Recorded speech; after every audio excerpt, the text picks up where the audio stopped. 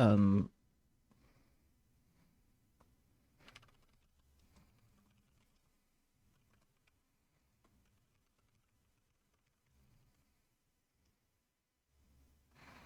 all right. That's cool. Love that for me.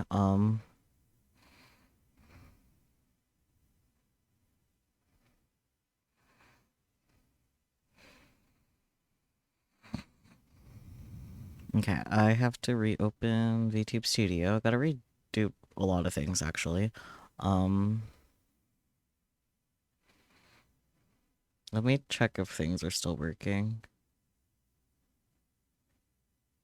That's not working. Cool. Strong start to testing if things are working.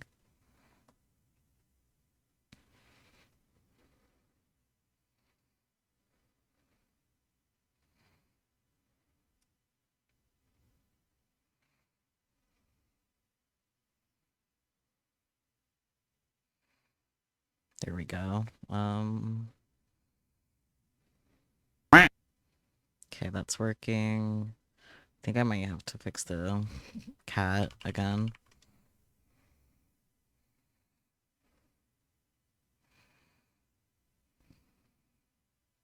No. Yeah, I'm definitely gonna have to fix the cat again. Okay.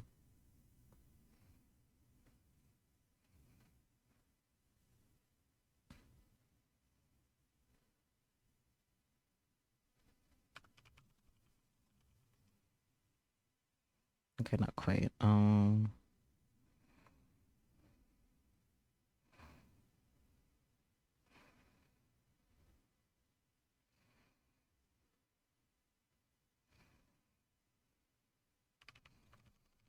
Test, test, test. Okay, I'm on the other pet.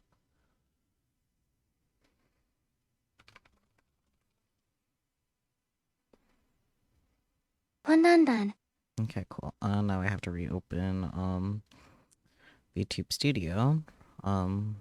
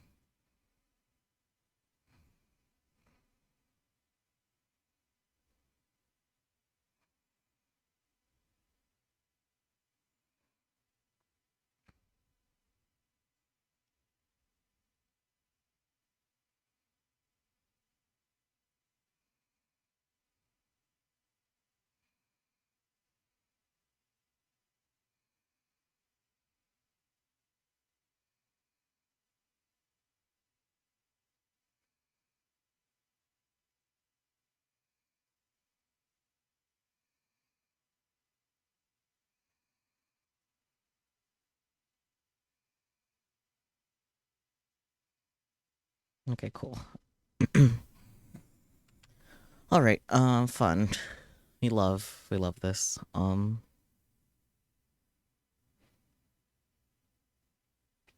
Okay, mostly back now.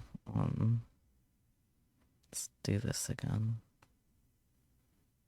Um, there we go. I'm just gonna leave it windowed. I'm not gonna fuck with anything else. Cause yeah, after my computer crashed, no thank you.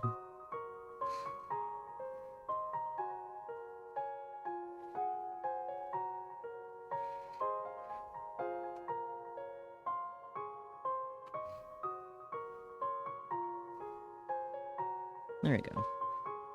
Cool. We love when technical difficulties. Sure.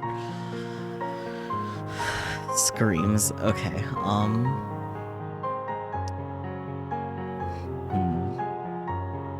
What is this? Okay, that's fine. Wow. Okay, cool.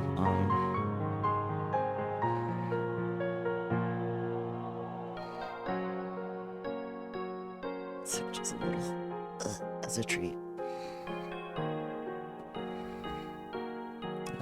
Restore my tabs, please. Thank you.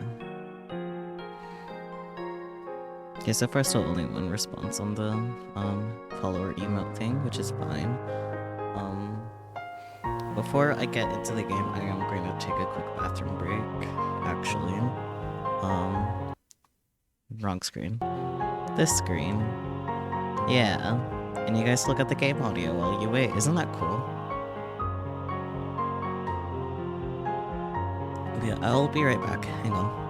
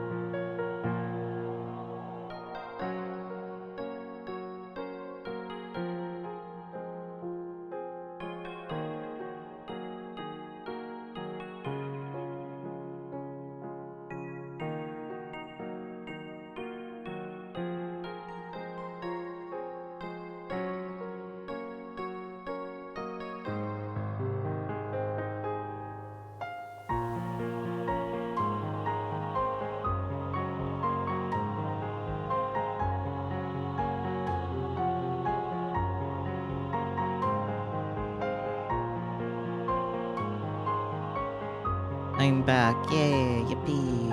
Whee. Okay, here we go.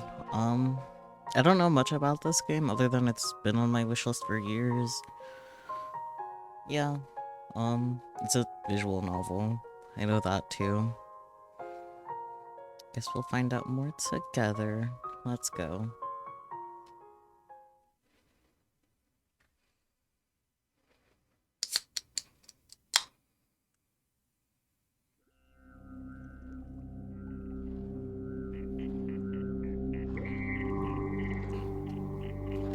Before she realized it, the girl was standing before an imposing door. The girl occasionally came to Manta Aquarium alone. She watched the manta rays, she watched the jellyfish, and finally, she decided it was time to go home. Where is this? She had her doubts, but there should be nothing else there except for the aquarium. She assured herself that she had probably wandered off onto a side path. The door before her had a large padlock hanging from it. Just as she had heard, it was unlocked and merely dangling there. The girl drew in a breath. Being locked would usually mean that it was a place she shouldn't enter. Being open just meant that a staff member had forgotten to lock it, so going in was out of the question. Her curiosity piqued. She was past the point of persuasion. Her imagination ran wild, and her mind raced at the prospect of what might lie beyond the door. Just for a little bit.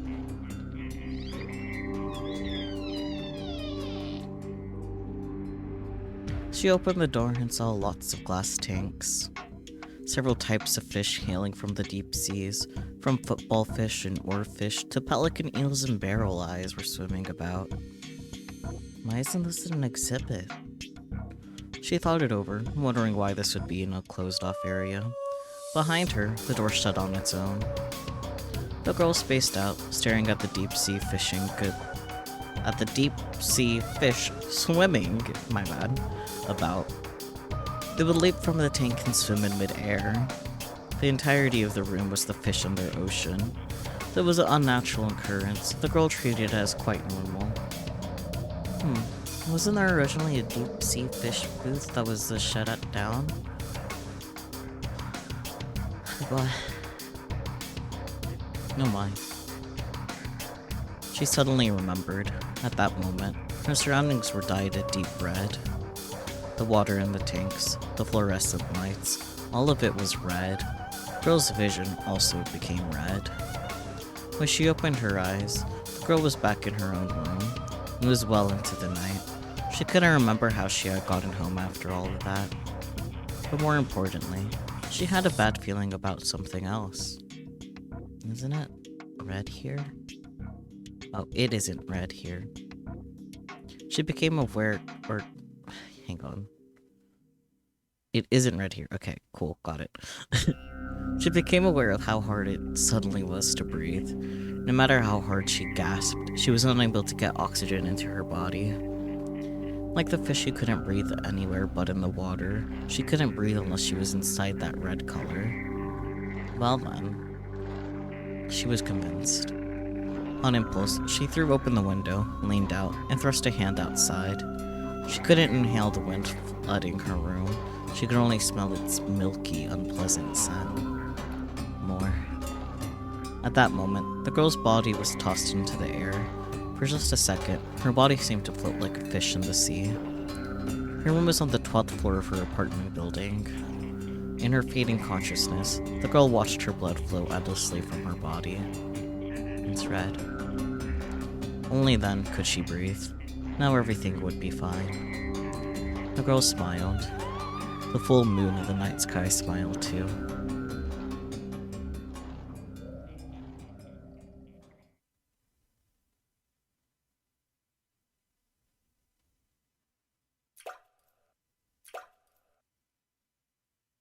Drip, drip.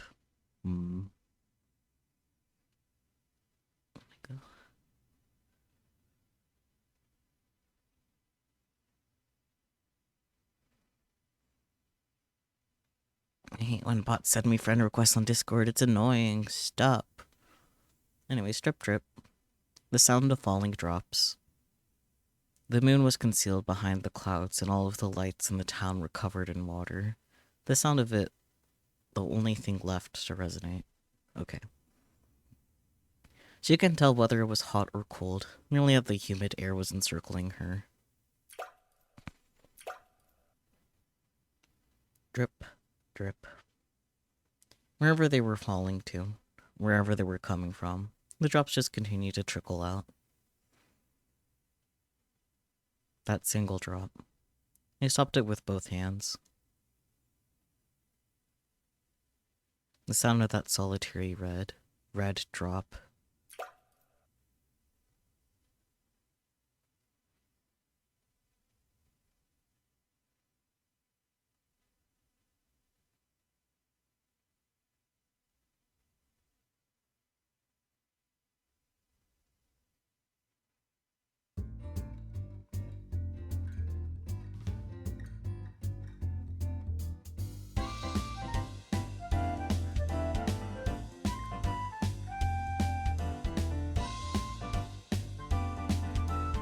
Or at least there's an urban legend that goes like that. Talking about Mountain Aquarium again? That's your new thing, isn't it? While stuffing her lunch into her mouth, Tamagawa Himio spoke, her eyes sparkling.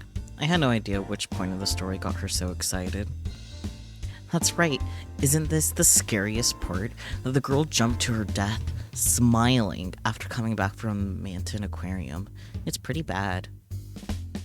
You don't seem the least bit scared, Himino. That's not true. I've got chills running down my spine. Someone who's got chills running down her spine wouldn't be eating a pastry so cheerfully. Someone who's got chills running down her spine wouldn't be eating a pastry and... Hey, that's my meatball! Sorry, I didn't realize that was getting added to. During a break in their conversation, Himeno stole a side dish from my boxed lunch. This minced meat from growing calves and little piglets it's the best! Why do you have to put it like that? Jeez. Why do you have to make me lose my appetite? I'll give you the rest of it. Alright, I'll take it. Himeno takes the rest of the meatballs from my lunch with amazing rhythm. The reason that I, Nakonobe and Mayumi, lost my appetite wasn't because Himeno's story scared me. Mountain Aquarium and I are connected in a way that I'd rather not think about. Of course, Himeno has no idea about that connection. If she knew, she'd never mention Mountain Aquarium around me again. At the same time, I've been afraid that this thing might cause Himeno to stop talking to me. Himeno's pretty much my only friend. It isn't that I haven't talked to anyone since entering junior high, just that the only person I can actually call a friend is Himeno. Seriously, I think this whole Mountain Aquarium rumors obsession is getting to be a bit much. Maybe. There's so many rumors though. Like that there's a man's ghost in the tanks, that the deep sea fish booth is only open on full moon, that the water changes into blood, or that you can hear crying from behind the tanks. That earlier one goes with this one also. Well, that's fine. You don't need to say many more. I say firmly, causing Himeno to make a sour face. Soon after, Himeno changes the subject. First to a TV drama that aired the night before, then to some cute fake nails with cats on them she found in a magazine. She then talks about a classmate who's dating a boy from a nearby private school, alighting on one subject before quickly changing to the next. Normally, the subject of Mountain Aquarium shouldn't have popped up again. Anyway, getting back to what we were talking about earlier... What exactly are we getting back to? Mountain Aquarium! I looked into it, and this Sunday will be a full moon. That was all I could say. The rest of my words unable to come out. So we should go and see if the rumors are true or not. But... I know you aren't interested in stuff like urban legends, Mayu, but next week we'll start preparing for the end of the semester, and I won't be able to hang out with you. Lately, we haven't gone anywhere together, have we? If the full moon was next Sunday, I'm sure Himeno wouldn't have said anything, but I suspect that because it happens to be this Sunday, and next week happens to be our exams, she's chosen Mountain Aquarium. I know that I'm not hiding my confusion or my hesitation very well. Even so, Himeno turns her carefree grin my way. Since it's an aquarium, even if the rumors aren't true, we could still have fun, right? Well, that's true. Usually, anywhere I go with Himeno, I have fun. Whether or not we'd have fun was not what I was worried about. By the way, Mayu, in the East Building at Mountain Aquarium, they have a Haagen-Dazs. Haagen-Dazs, let's go. As in the Eden restaurant? They had closed up at one point, but it looks like they're reopening for a limited time. Really? Oh, really? They have the cookies and cream flavor you like too, Mayu? Of course, I hesitate, but in the end, that settles it. Then, we'll go. As long as we definitely get some cookies and cream. Saying you have no money because you did too much shopping is out of the question. I know. After all, I'm something of a glutton myself. Fine. In the end, we settle on Mantum Aquarium and ice cream for Sunday. Since I have already received my reward money for moving on to the next grade, I don't need to worry about my allowance. Still, it's been 5 years. Did you say something, Maya? Nope, nothing. I bite my tongue, covering the words that had carelessly spilled out. I'm looking forward to the aquarium. It's probably been about 10 years. I'm looking forward to the cookies and cream. It's probably been about 10 years. That's not true. It's the truth. That's the only thing I'll eat there. Himeno goes, "You little," as she playfully stretches my cheeks. The end of lunch chime sounds, and Himeno goes back to her own seat. If it's with Himeno, I'll be fine. That's what I told myself at the time.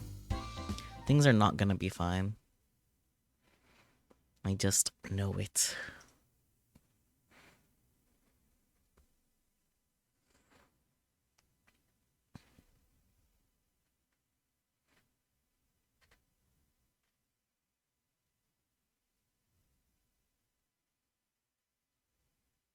Sunday is 3 days after that, and the day I promised to go with Himeno to Mantum Aquarium has arrived.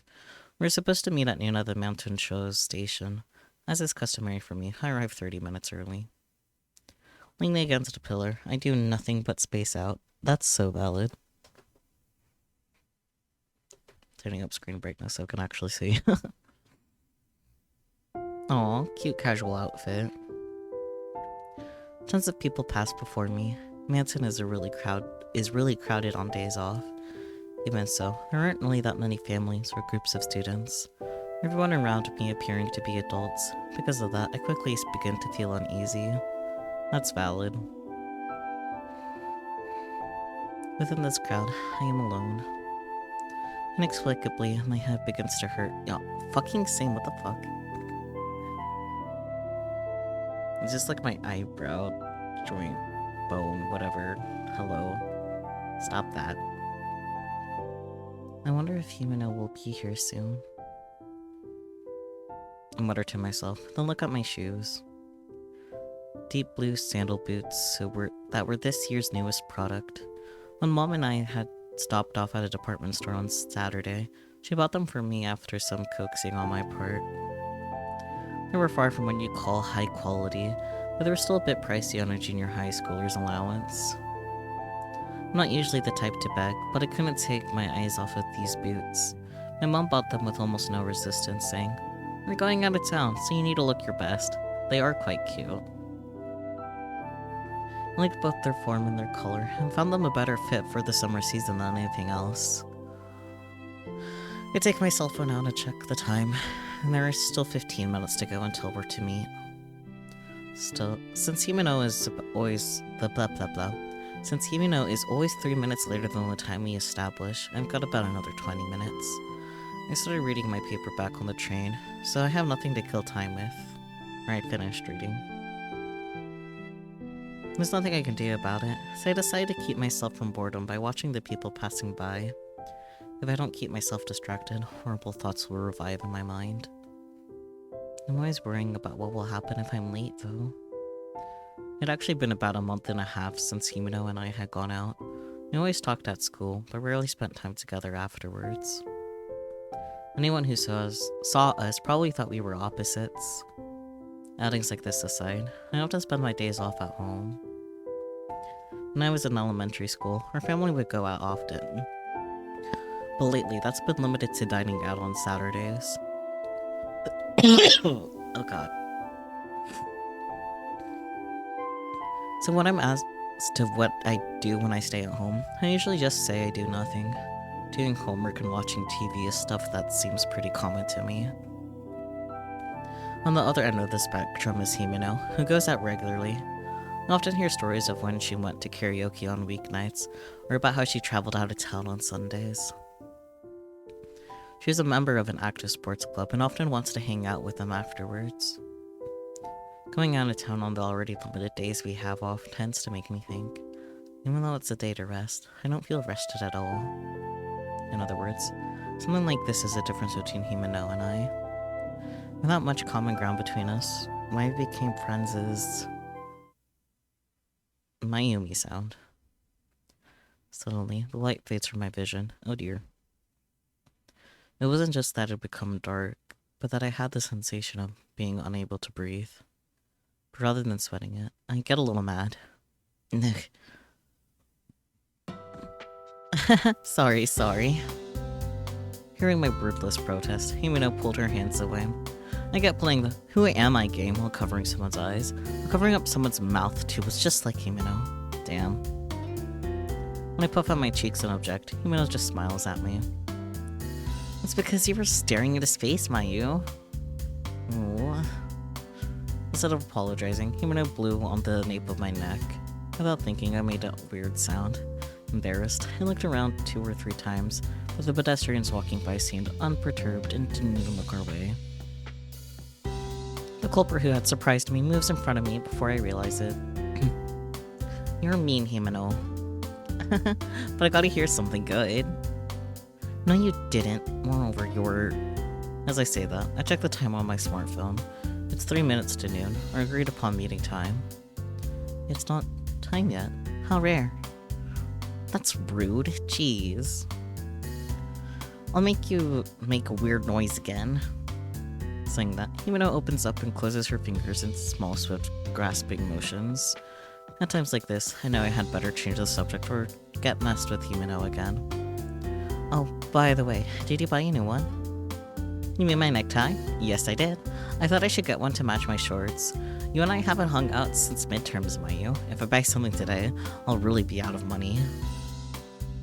What about the aquarium? You're so set on finding out about the urban legends, then? Of course. That's my #1 goal. But as usual, I can't count the things I want to do on just one hand. Okay, I get it. As long as I eat cookies and cream, that is absolute. I haven't forgotten. Anyway, Mayu, aren't your sandals new? Himeno says that she looks at my feet, talking about 3 times as fast as she does in class. Yeah, nice, aren't they? They're super cute. How cool, I want a pair too. Nope, it won't be too similar. And these are the only pair of sandals I have for the summer. Talking like this, it put me at ease. Unlike myself, who is childish, Himeno knows a lot about fashion and trends. Even here in Mountain, it seems like she blends in. Most importantly, by being with Himeno and constantly chatting, I no longer feel lonely. Oh yeah, Himeno, why did you bring such a huge bag? I'm glad you asked. With a hee-hee, Himeno opens the Boston bag she had let sink down from her shoulder. A variety of things come out, such as a flashlight, insect repellent, a simple blanket, a first aid kit, matches, and snacks like chocolate and cookies. What is all this? Himeno, where do you plan on going? The back rooms. Ignoring the twitch developing in my face, Himeno thumps her chest. Jeez, to the aquarium, but since we're investigating urban legends, we should at least have some supplies. Rather than an investigation, the equipment she has reminds me more of going camping in the mountains. The snacks and blanket aside, where in the city this size would we need insect repellent or a flashlight? I mean, a flashlight can definitely be handy. I'm not so sure about the insect repellent.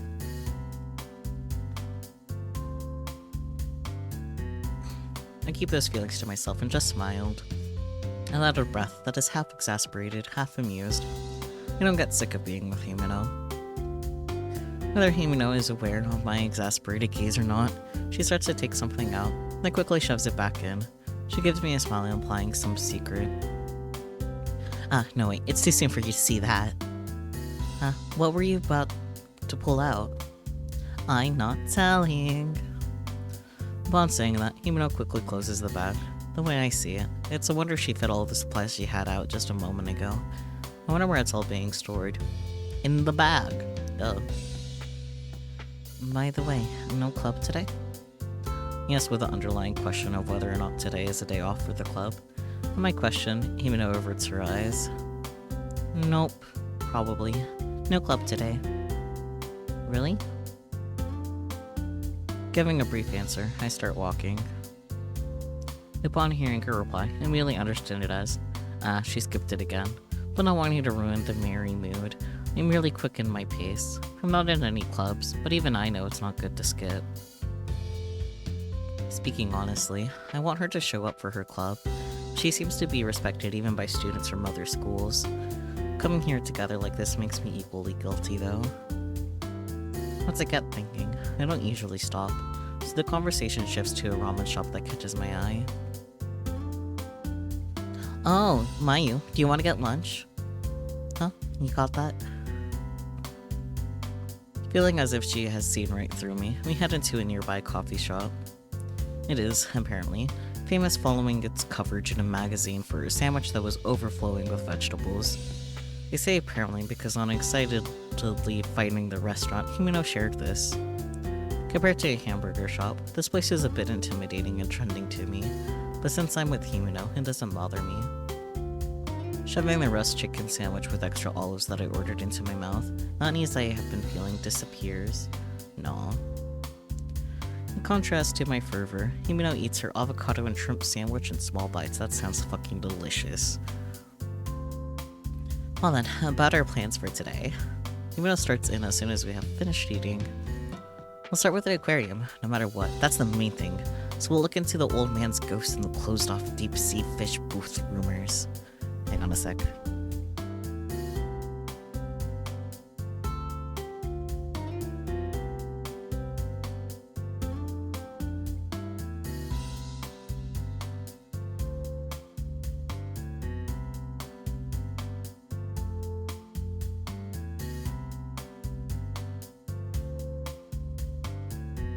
Okay, blowing my nose didn't help as much as I hoped, but it still helped a little bit, so I'll take it.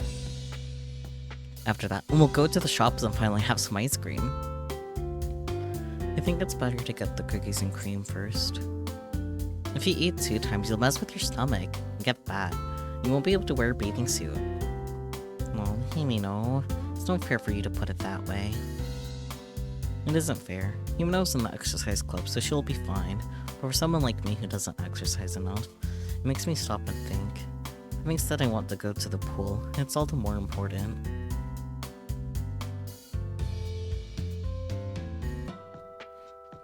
Okay, then we'll stick with my plan. That was a delicious meal. Urged on by Himeno, I decided to leave the ice cream shop for another time. Talking about silly things together, we leave the station behind. As opposed to the station's excellent cooling system, the city streets have peculiar humidity and heat to them that envelops our bodies.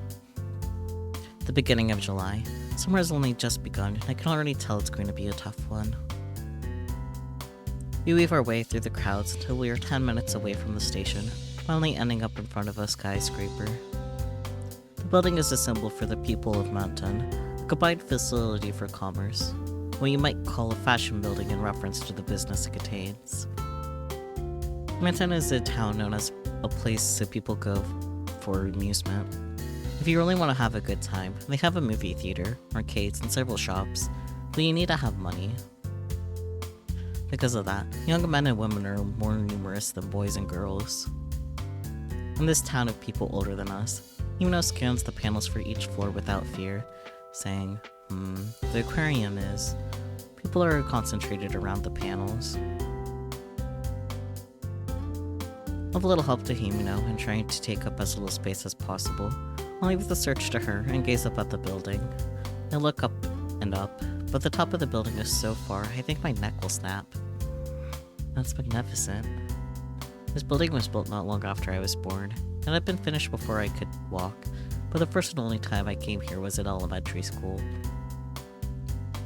The instant I think back on my first visit, my head begins to hurt.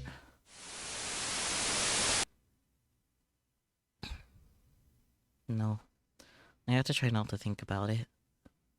Those are things from long ago, things from the past, things that are done. I can do nothing but deal with the pain that feels as if something is pressing against the inside of my skull. I finally hear Imano calling me in a loud voice. The elevator's this way, come on! I push away my headache and step through the automatic door. The information on the entrance and the placement of the crane game are exactly the same as that day. giving me a slightly bad feeling.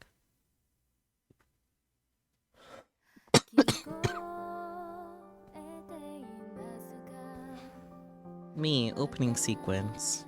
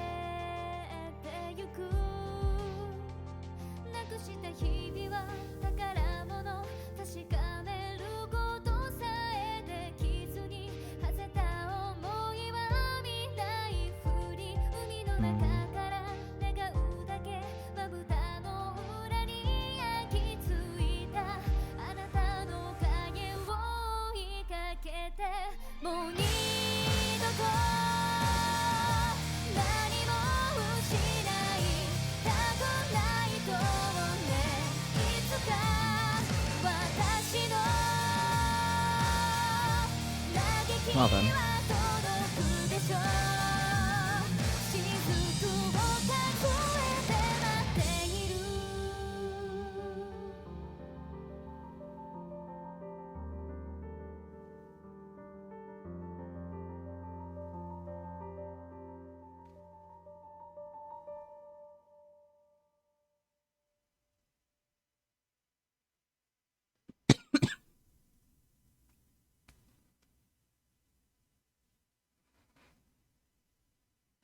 From the elevator landing, we need to head for the top floor of the separate Manton East building. Okay.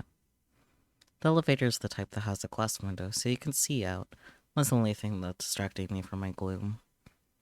A crowd of people get on with us, but almost all of them are gone by the time we reach the floor that contains the aquarium. We probably stopped off at apparel or sundries shops. It isn't that we aren't interested, but Himeno recommends. It's crowded now, so let's come back when it's less busy. And that keeps us back. Deciding to stick with the plans we made back at the coffee shop.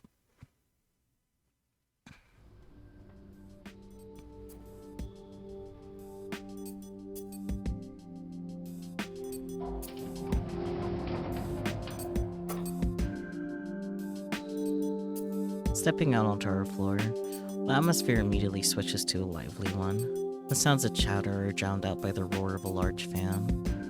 The lighting is dim and tinted slightly blue. The windows are also covered, giving the feeling that it's suddenly become night. As this is an aquarium, it makes sense that the concept is based around the ocean. Yes, the pungent smell of salt is a major change. Amazing. It's as if we dived into the deep sea. That's what I thought too. Instead of being targeted at families, lately it seems more like a date spot for adults. Or at least that's what the magazine said, but it's true. Even though this is my second time coming here, it feels like the first time. Next to the entrance is the souvenir shop. Though it lacks the usual boisterous voices, it appears to be a place that can be reached both from the inside and outside, but doesn't seem to get many customers.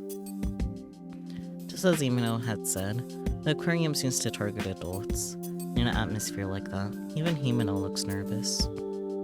Hey, Mayu. What's up? I'll forget to tell you one important thing. Himeno makes a mysterious face and brings her mouth up to my ear. What, did you drop your wallet or something? No, that's not it. There's something that I heard that's a bit of an urban legend, but they say the amount of people going missing is on the rise. There's a rumor that this month alone, the number missing is well into the double digits. That's great.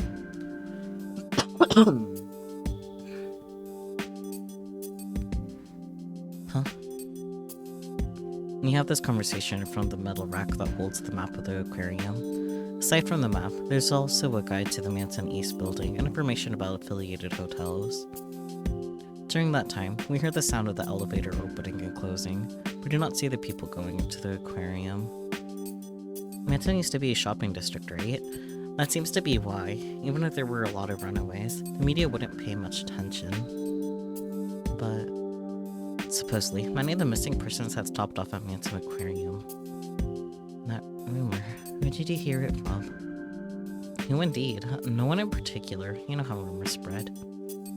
At Humano's words, I feel a cold shiver along my spine. Regardless of how credible the rumor is, a sense of dread shoots through me.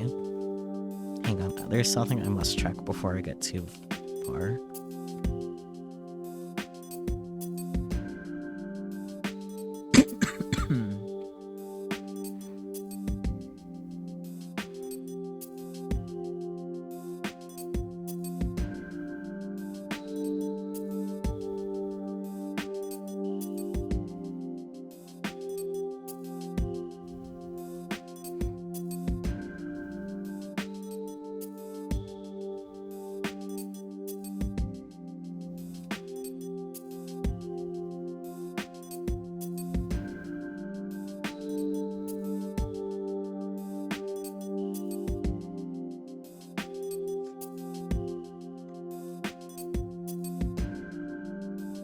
Mullen.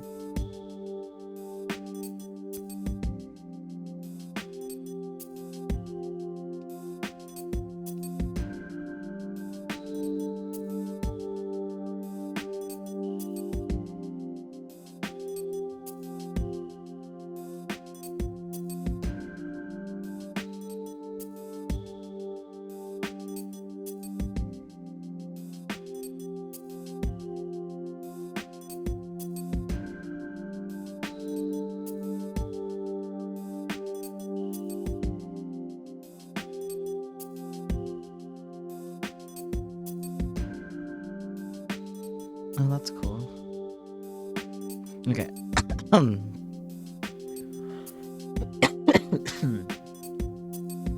Distracted aside, regardless of how credible the rumor is, a sense of dread shoots through me.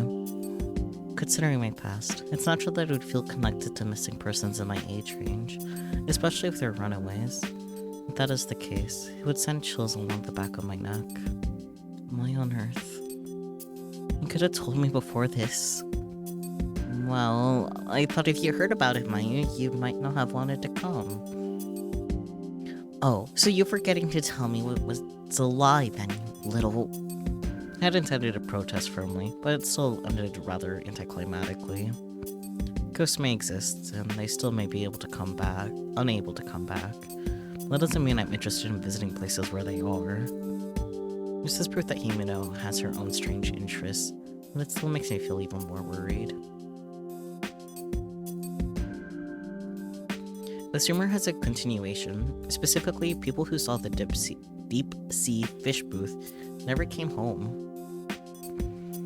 Himeno relays those two pieces of information that frightened me with a smile. The rumor itself aside, she wanted to pass over the question of why people were able to see the closed-off deep sea fish booth in the first place, not wanting to discuss it at all. Wait a minute, Himeno. Something else is tied in beneath that fear. Something about the aquarium, and the missing persons who didn't come home. That was essentially...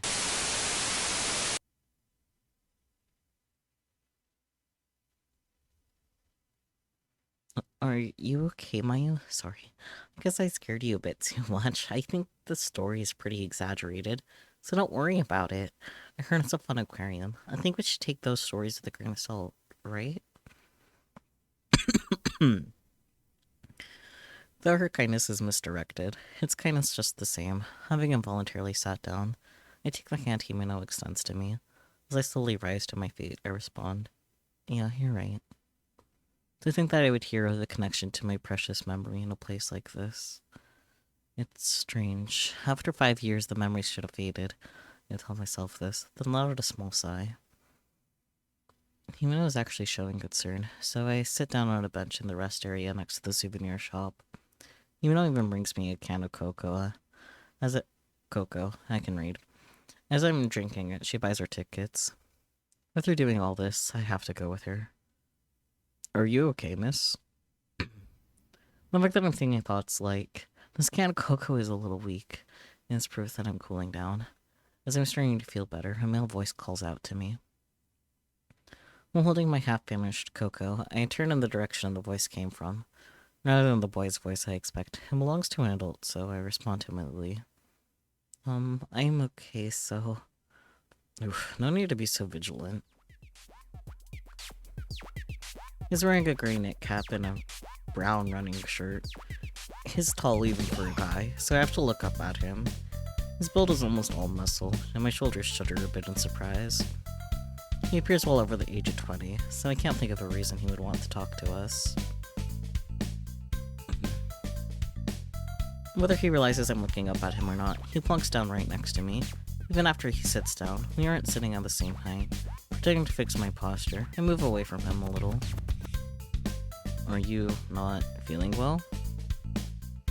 I'm fine, really. Thanks to my nerves and my weariness, I end up speaking unnaturally fast. Moreover, if he really is a kind person, I might end up appeasing his good attentions. How cold. It figures. I say, again without thinking, without my knowing that he's so happy about.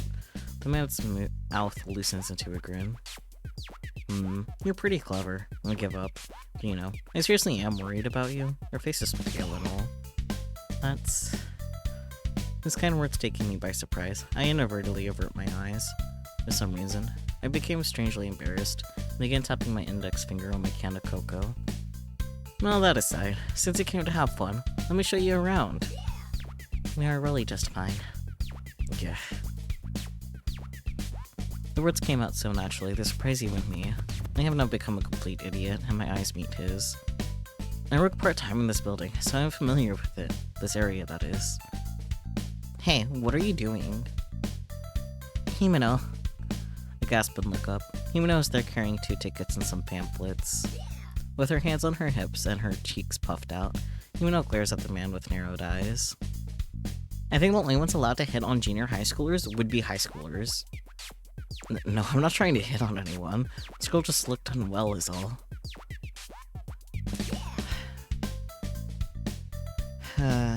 Mayu, what happened?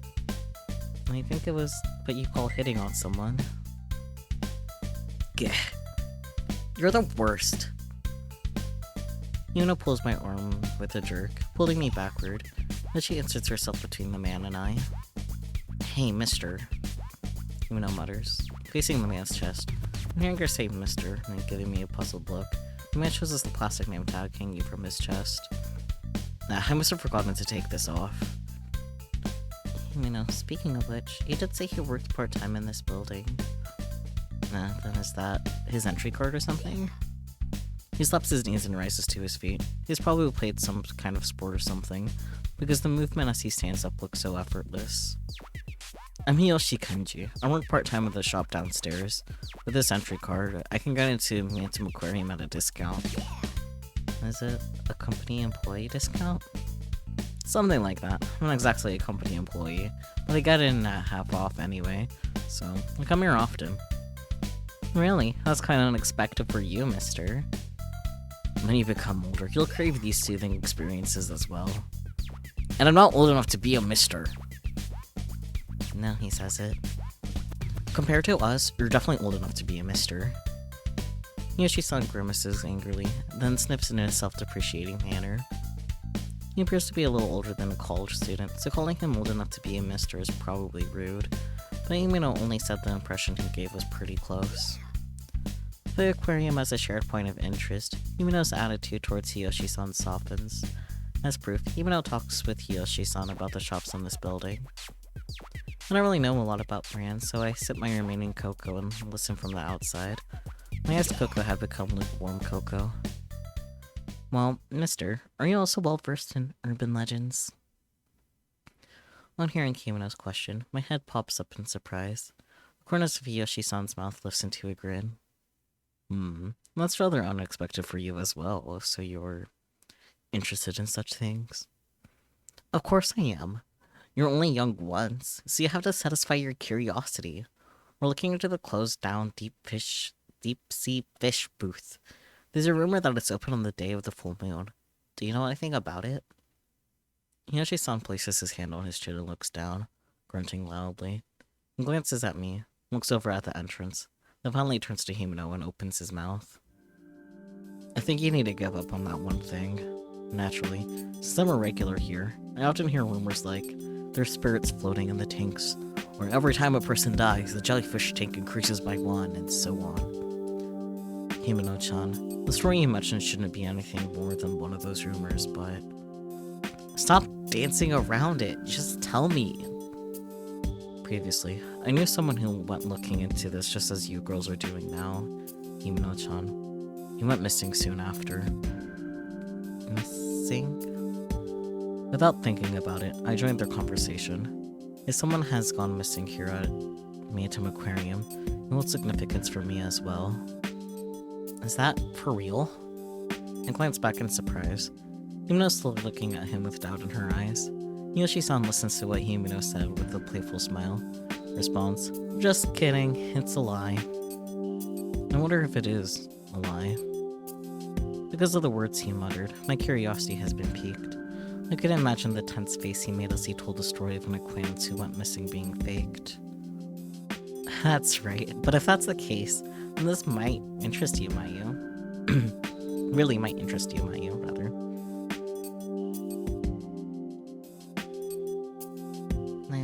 I thought from the beginning that it'd be better just to give up. No way, I already bought the tickets anyway. Himeno's face though Himeno's face shows that she's enjoying herself to the end. She takes my arm to gently pull me closer to her. It was a signal that she was ready to go. In my mind, I prayed that nothing would happen. Well then, wanna walk around with me? Yoshi-san calls out to Himeno, as said later, but it's me rather than Himeno who hears him and spins around first, so I make eye contact with Yoshi-san and say, no way. For some reason, unaware of what I was doing, I flat out refused. On hearing my insistence, Himeno takes my hand and begins giggling. Mayu, that made the old guy feel bad. I'm so sorry. Realizing I had said too much after all, I turned to him and bow. Yoshi-san apparently mutters something in a low voice, but because of the distance between us, I can't make out what he says. Mayu, I should finish it. I'm not sure of what she meant. We headed for the gate to Mountain Aquarium. The aquarium entrance is so dark that we can't see in front of us until we were inside. I could feel the cold air on my skin. I got a sensation of something heavy, causing me to rub my arm. Naturally, there's no mark indicating something has touched me, and called back by Himeno's, "Hey, let's go." I passed my ticket through the machine. Oh boy.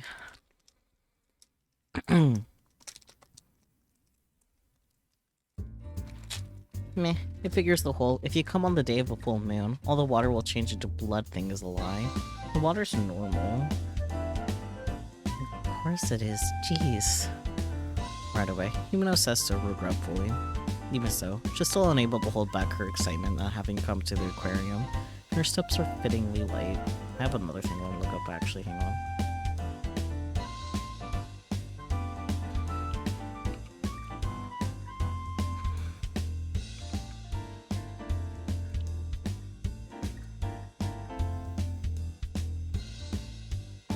There's an aquarium just called the Fish King. Hello, that's funny.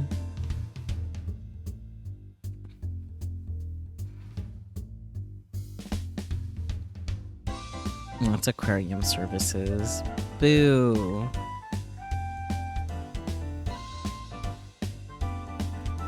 But it's saying it's marked as an aquarium, but you go to the website and it's just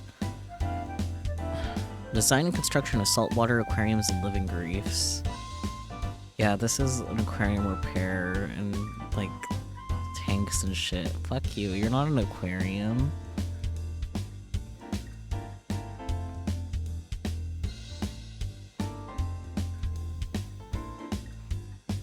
Aquarium doctor.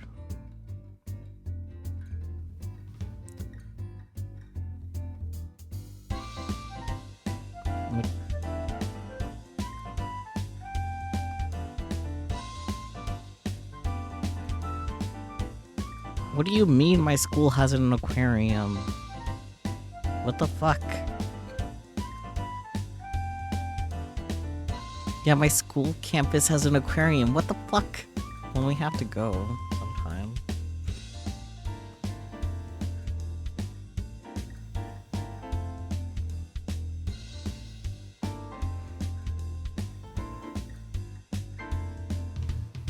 Yeah, also the planetarium. Oh my god. Hello? I wanna go. Ugh. Okay, anyways. Distractions aside.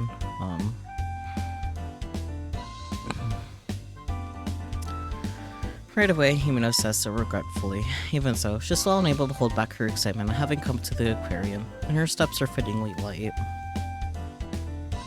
As they come out the gate, there are several small tanks nearby. Phantom Aquarium's first and most celebrated exhibit is the one displaying fish native to Tokyo Bay. There are 4 tanks in this corner, from left to right, each one showing the environments of the river flowing into Tokyo Bay. Brackish waters, shoals, and open water come one right after the other.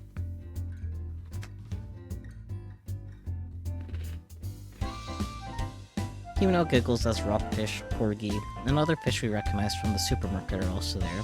I mean, yeah, they're still fish.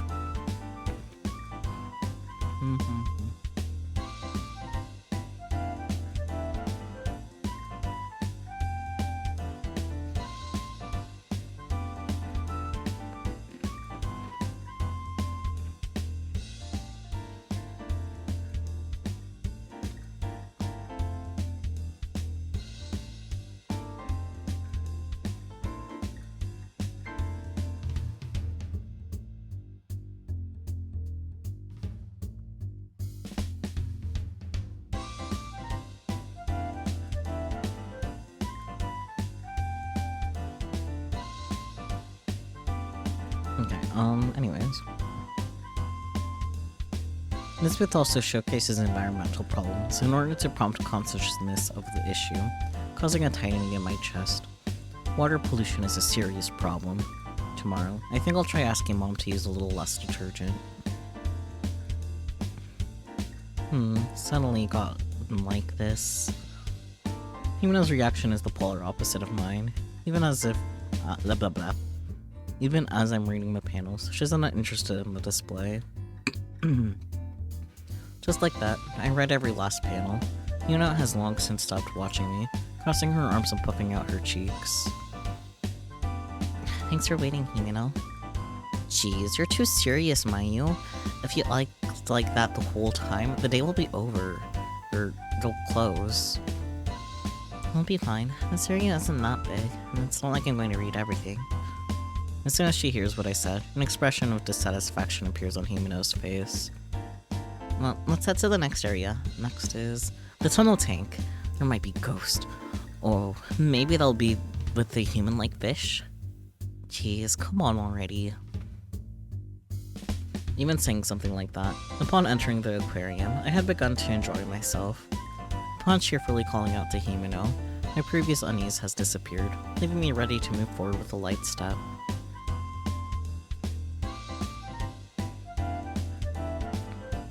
Amazing. Really amazing and pretty. With no door to partition this booth from the next, passing beside this tank took us to the next one, where larger breeds of fish swim about. This is no ordinary tank, but rather a giant tube-like tunnel, with the left and right sides connected above our heads in an arc. As we walk through the tunnel, we're able to watch the fish moving about in 3 dimensions. We bring our faces as close as we can to the glass, giving the illusion that we're in the ocean.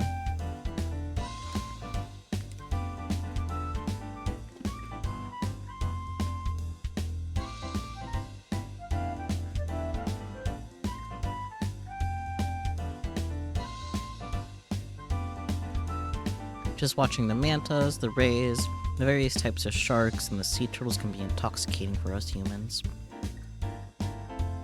When I was a child, I thought the ceiling might crack, but now I passed that feeling up, leaving only the throbbing of my heart. The water is a giant bundle of blue, various colors within it shooting every which way.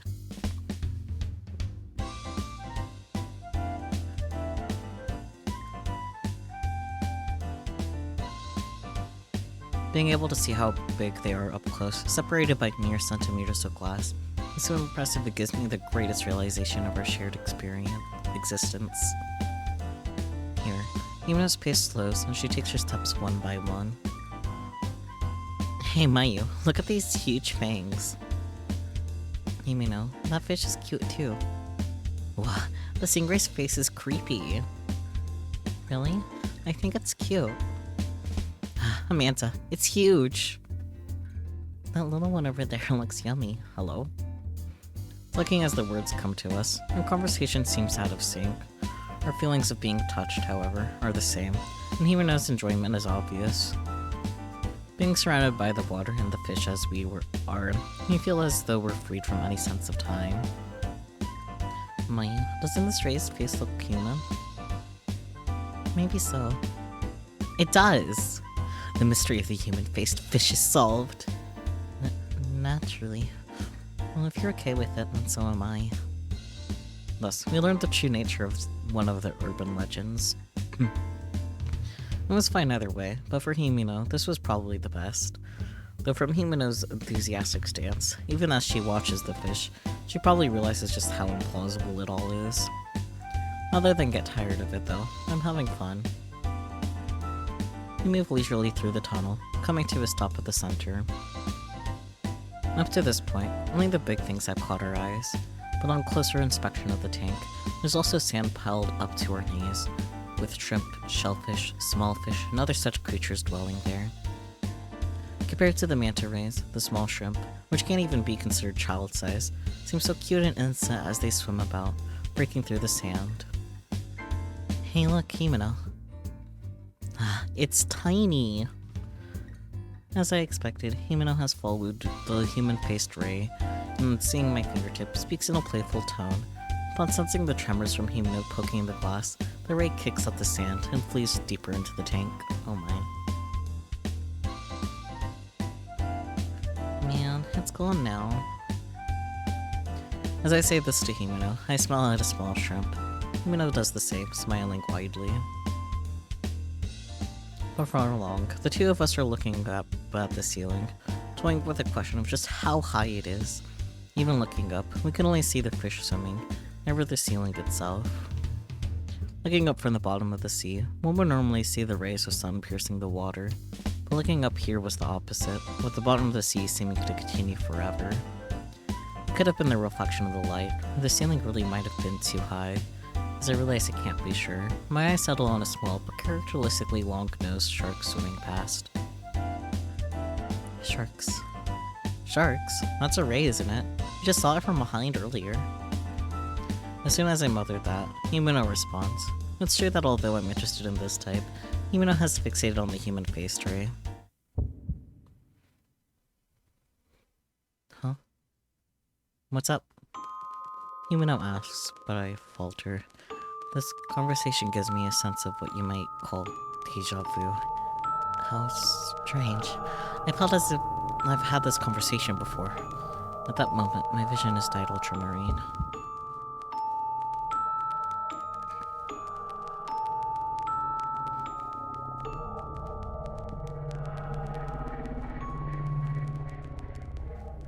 Huh? It was no longer Himeno in front of me, but someone else that had caught my attention. This can't be real. Hey, Mayu! Ultramarine color unchanged. With it, a face like mine passes before me. A face like mine from 5 years ago. Wearing an ultramarine overcoat that merges with the color of my vision, the girl turns to me and seems to be giving me a gentle smile. Mayu, wait! Me? Without hearing Himeno call me back, I start running. We haven't finished looking at everything in the tube tunnel tank, but there's something more important right in front of me. Long hair that looks almost transparent, a thick blue coat, cute boots with fur on them. There was no way I could forget that outfit. That's because it was the outfit of my little sister, Nakanobe Mari, worn when she went missing here 5 years ago. The girl quickens her pace as if playing with me, and disappears out the other side of the tunnel. There are hardly any people there, but I lose sight of her between the shadows of the tank in the corner. Mari, hell, why? Hey, Mayu, wait! Breathing heavily, Miko chases after me. I say sorry, and break away from her, searching good for the vision of Mari.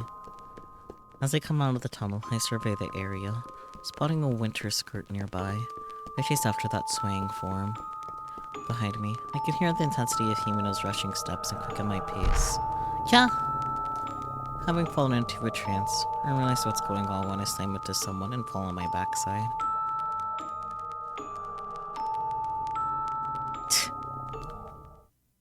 The girl clicks her tongue as she picks up what she had dropped. As I start to say excuse me to her, she's already moving past me and running off somewhere. Because of that brief incident, I'm unable to find my way out of my confusion. Anyway, Marty. I feel bad about the person I'd run into, causing me to feel flustered. In exchange, I lost sight of both that long hair and that long skirt. But you were going this way, right? I'm not sure myself where I'm running to, but I think you can say I'm definitely running with all my heart. I pass between more tanks than I can remember, but I don't pay them one bit of attention. I just continue following Mori's back, running. Mori is just as bashful as she was the day she disappeared. Mayu, get a hold of yourself! Those few words end my chase. To be more accurate, it was ended by Himeno herself, who had grabbed my wrist. Huh? You suddenly took off and you wouldn't turn around no matter how many times they called you. Even when you dropped something, you had no idea. What happened all of a sudden? Wait, Himeno, if I can go after Mori, I'll explain everything, so... Hold it! I look back at Himeno upon hearing her extremely hurt voice. I see tears forming in Himeno's eyes, and I turn my whole body to face her. I stand in silence like this for several seconds. We tell Himeno about Marnie. I'm sure she'll regret bringing me to Mountain Aquarium.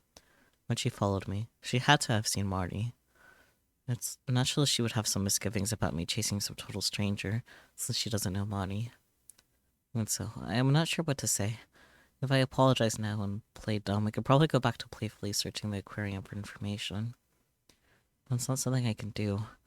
It isn't the similarities that are the problem. Marty's here just as she had been on that day. There's no way I can go home without taking her with me.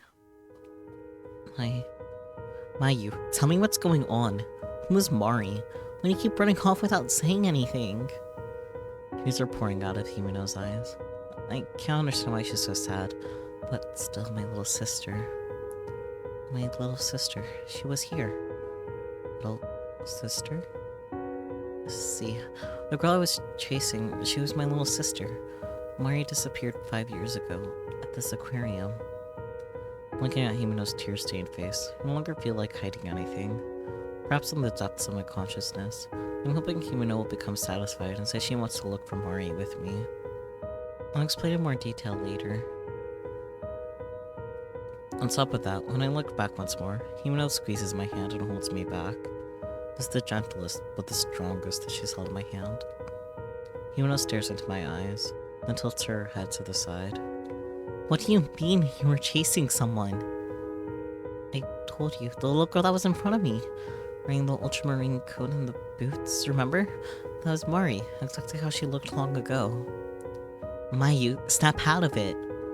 Himeno shouts. It isn't simply a loud voice, but one made down with great sadness. It definitely gets through to me, but that doesn't mean it will stop me. Because without a doubt, I was right. Mari had been right before my eyes, so I had to chase. Let's just say that even if this Mori girl is here, she would have grown in 5 years, and her clothes wouldn't be the same.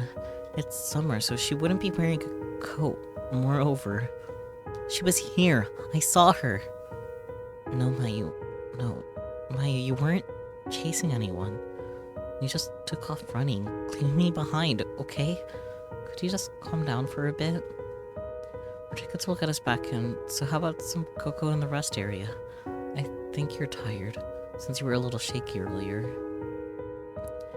Himeno seems pretty frantic, so I know she isn't lying just to persuade me. There's no way that my seeing Mari there was a lie, so I started to speak without really knowing what I want to say. Himeno, are you okay? Wiping away her tears, Himeno smiles at me.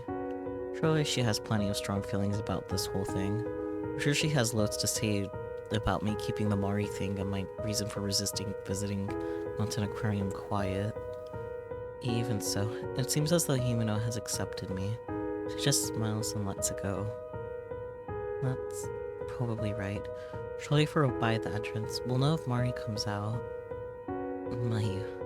That's good. That's right, that's more like you. Let's go have some cocoa and you can tell me everything.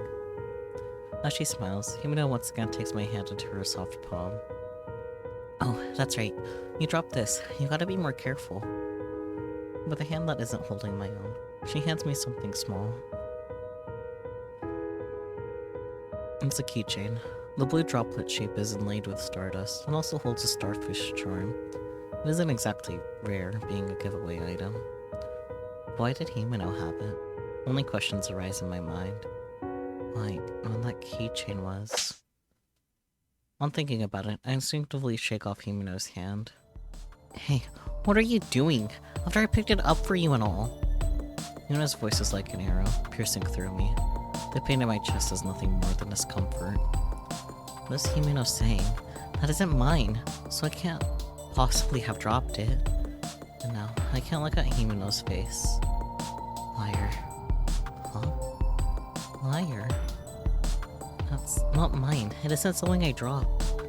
It was Mari's. Mari dropped it. That can't be. I'm not lying, really. There was no Mari-chan, so she couldn't have dropped the keychain. Himeno was becoming gruff as she continued. Really, isn't it you who's lying? No one else is here. That's enough, Himeno, you dummy. Saying only that, I turn my back on Himeno. When I glance back, Himeno's shocked expression is getting further away. She was there. Mari had definitely been there. Because the keychain Himeno had, it belonged to Mari. There's no way I could forget. It was just before Mari went missing.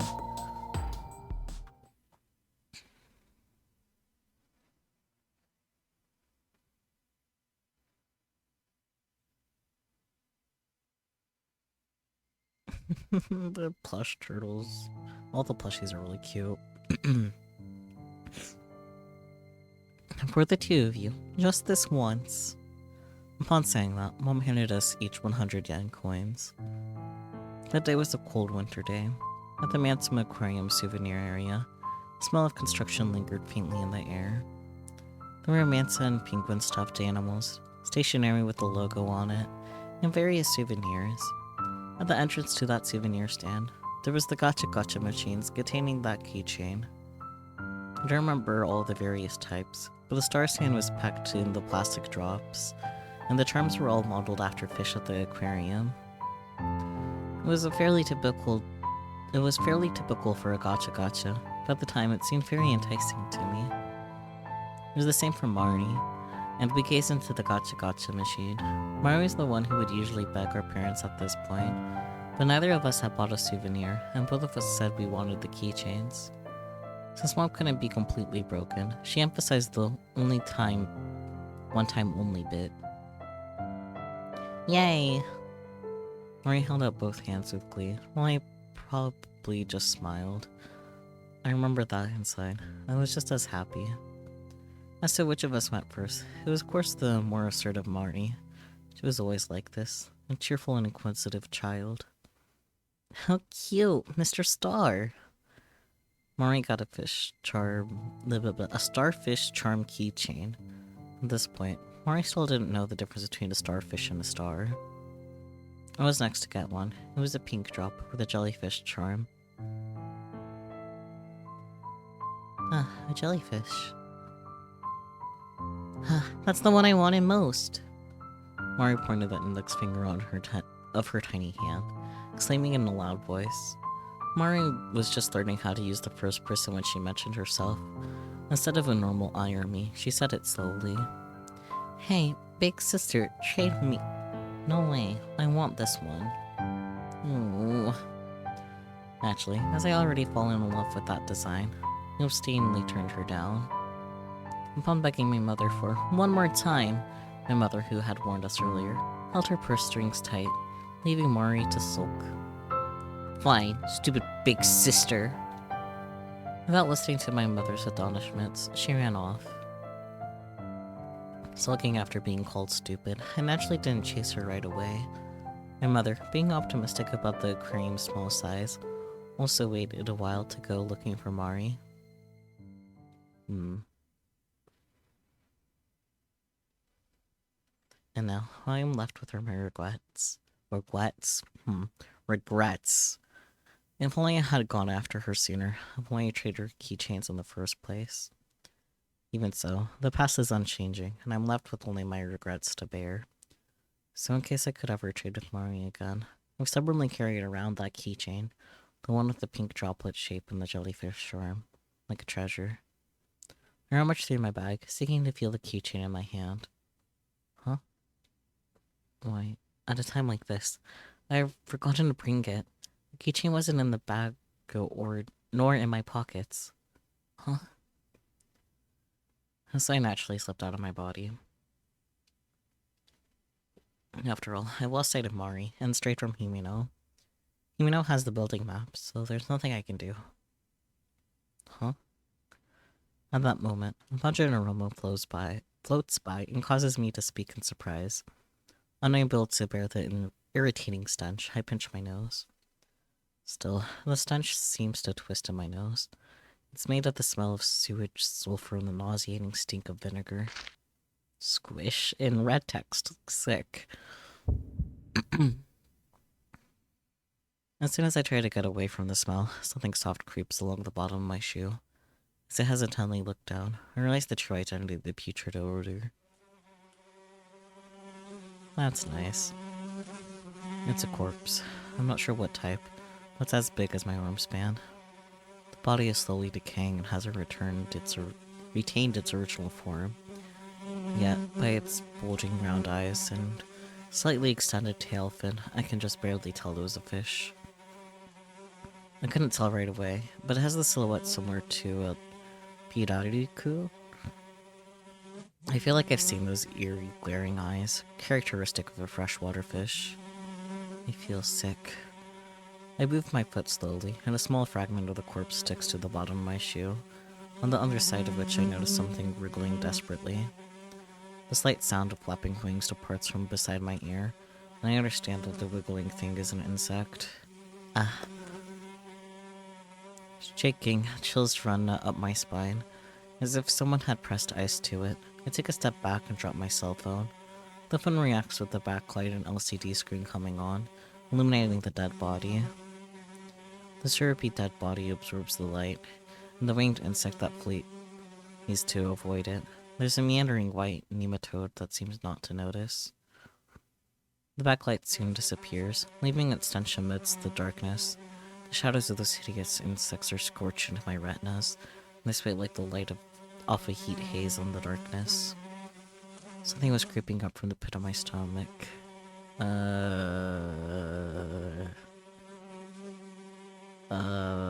I really don't want to endure it, so let's just go. I can't take it. Yep. I threw up everything that had welled up inside me. It doesn't all come up at once, taking 2-3 times of convulsing to get all the vomit out. It was disgusting. Actually, even more disgusting was the fact that the insects had gathered around my vomit as if it were a feast. Ugh. What in the world was happening? Why did I have to relive these memories? I can't figure out the answer to my doubts. Not at all. I cover my eyes with both hands. I couldn't have made it if I didn't. But shutting out my vision leaves my sense of smell, causing the smell of rot and water and the stench of the dead body to become more intense, so I can cover my eyes. No, what is this? This is the place for the customers. Is it really alright for this to be here? On top of that, I was in the middle of chasing Mari, wasn't I? No, that isn't the problem. It's strange enough that there's a place like this, in the middle of an aquarium. Anyway, I have to get out of here. The stench is so overpowering, it's as if I can't see it. I want to get out of here quickly, satisfying myself with the argument that it's the garbage dump or something, and then if I only get away, I'll be fine. At any rate, I can go back the way I came. No, that's no good. I might run into Himeno. At this moment, I don't want to see her face.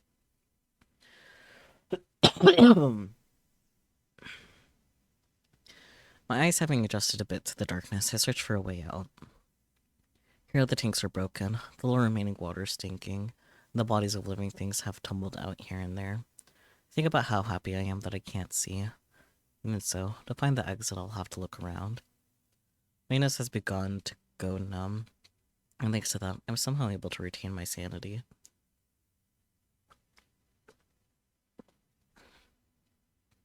Before long, I find a dim emergency light behind one of the tanks and head towards it as if it were the last hope I could cling to.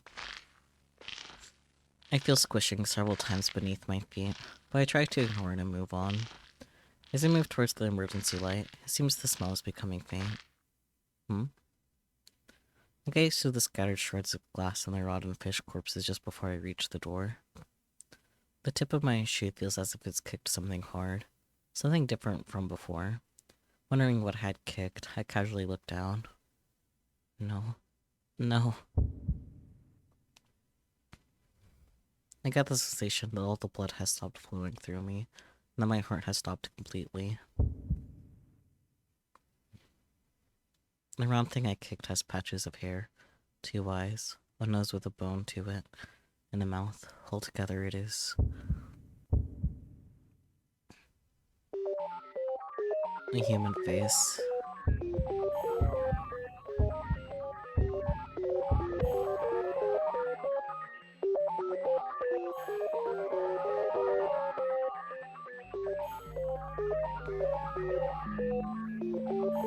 Speaking accurately, it's a head rather than a face. It's completely lifeless and rolls away with a flopping sound when my foot touches it. Seeing the state the head is in, I begin to feel ill again despite having finally calmed down from before. Of the white cranium, only the forehead area seems to be exposed. It seems this is new and has only just begun to decay. No, for starters. There's no way a human head should be rolling around here. It's my imagination, or it has to be from some model. I haven't yet looked in the direction it was rolling. Convincing myself that it isn't a human head, it really is different, so there's no satisfying myself. I place my hands on the door in an attempt to escape, unable to control my shaking hands. It takes 3 tries before I can open the door. It's a heavy fire door that is usually open.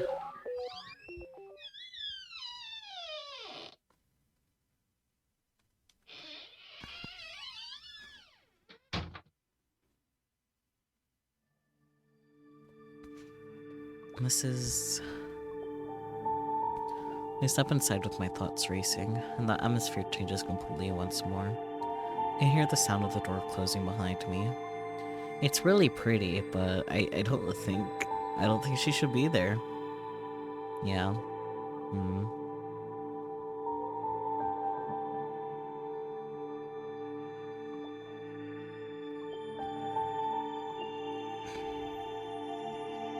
Getting distracted by discords.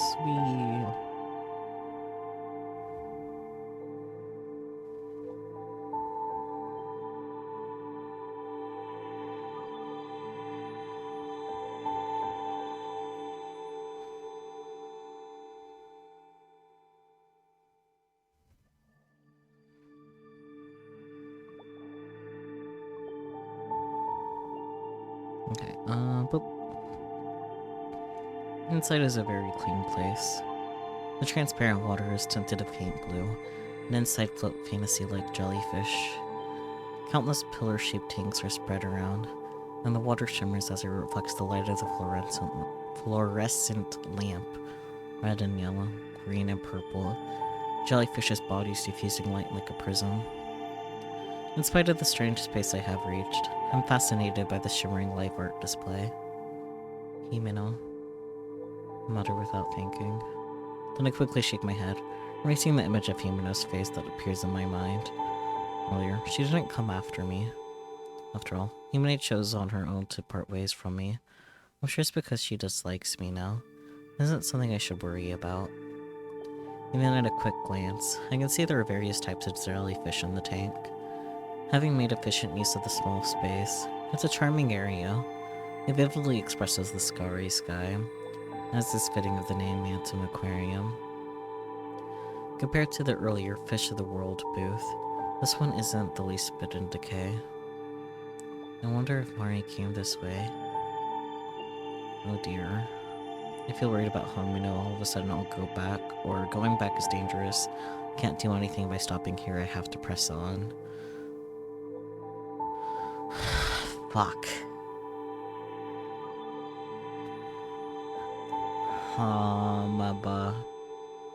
I think this is a good place to save, actually. I want to go back to Himeno. I think we should go back to Himeno, because, yeah, I don't know. There is definitely a risk to poor Mayumi by going back, but it's probably gonna be my only chance to go back and get Himeno, you know? Like, yeah. Let's see what happens. I'd saved. Glass! Hello! It's been 84 years! And thank you for the head pats. How's it going?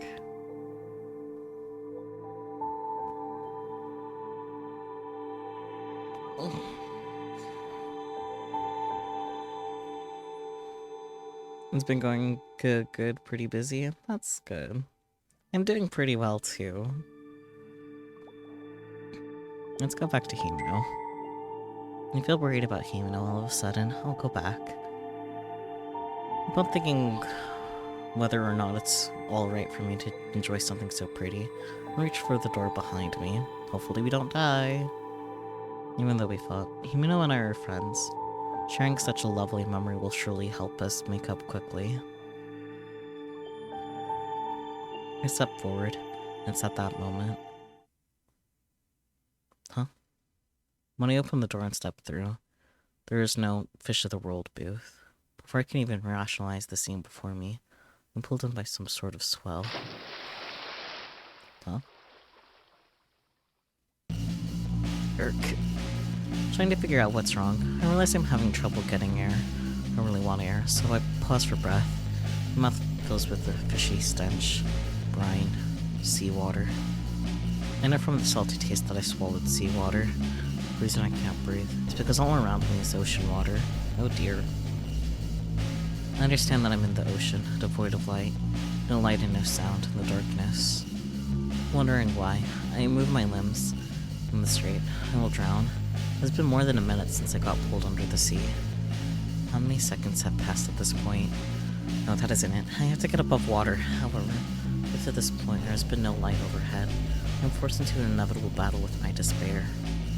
I frantically endure my suffocation, swimming higher and higher. Suddenly being thrown into the water hasn't thrown off my sense of up or down, as the desire to live serves the instinct to guide me upward. I still can't see, but I'm alright. Just like that, I seem to have answered my own question. I can feel the clothes I'm wearing become heavy.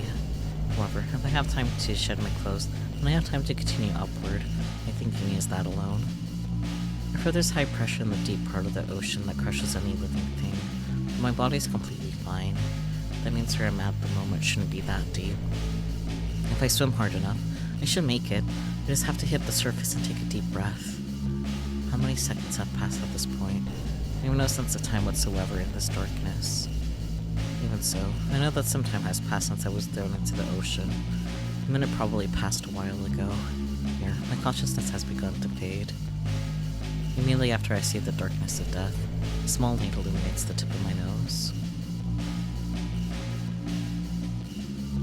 Because I've been swimming so frantically, I haven't noticed, but it seems as though I have gone up quite a ways, and we'll all be alright. The surface is close.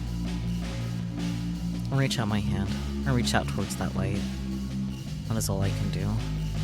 It's because my legs won't move. No matter how frantically I try to move them, my legs won't even quiver. It feels as if something has snared them. Has the elasticity of a bottomless trampoline. Mother. From the tips of my toes to my rear end, that soft sensation wraps tightly around me. I want to think this is a lie. No, I've already decided I will not believe it. And that is a giant octopus. That a giant octopus has wrapped itself around my legs. Oh dear. Its gum-like suckers are the size of the palm of my hand. I can't even imagine how large its entire body is. Well then. The light is getting farther away. My eyes have already closed. For some reason. Even a smiling face floats before me. Though it should be her angry face that I see last. Well, just like that, I'm in darkness. As much as it has tightened up, my legs have lost all feeling. No wonder, my legs are no longer what they once were. With the depletion of my oxygen supply, my brain has already changed into a machine for merely processing my situation. Within the darkness, this passionately communicates my non-existence willed to in my forelimbs, which have lost all sensation. It won't be long before the only thing I can sense is darkness. That's because I have already become part of that darkness. Rip. Ripperoni. And that was death. Into the silent abyss. There's just still more. Maybe not. Maybe. Bad end. Okay, yeah, that figures. We kind of died a little bit as a treat. Welp.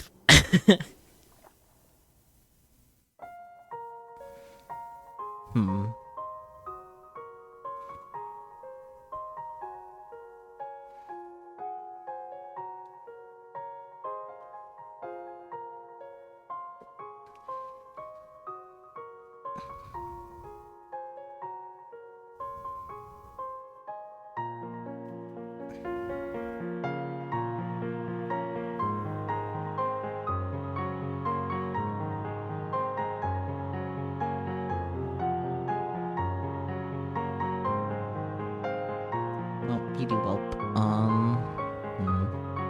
I'm not sure if I want to try for a different ending. Probably will. I did make a save, in case that was the bad. Let's see.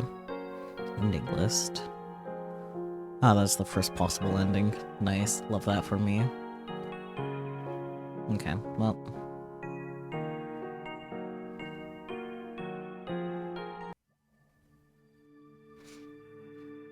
Going back is dangerous.